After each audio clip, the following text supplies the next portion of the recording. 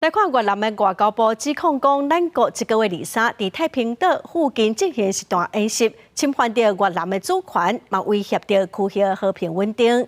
也毋过，咱国外交部是表示讲，无法度接受这款的讲法，嘛强调讲太平岛是咱国的领土。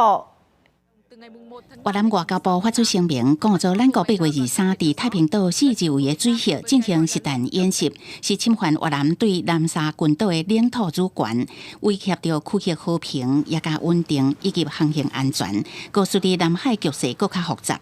外交部表示，对这个讲法无法度接受，搁再声明太平岛是咱的领土。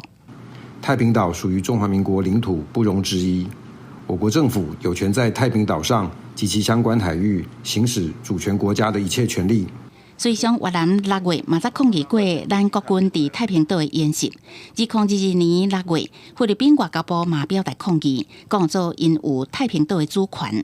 学者分析，南海的主权争议真久啊，太平岛阁有重要的战略位置，呼吁政府就要积极进行跑道的延长工程，向国际宣示主权。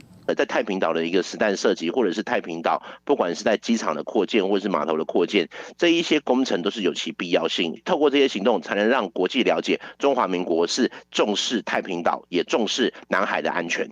目前各国拢伫南海争端，尤其是中国一直扩建岛大，要趁这个机会向外来延伸因的战略。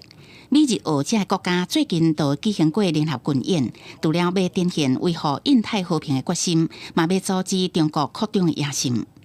记者综合报道。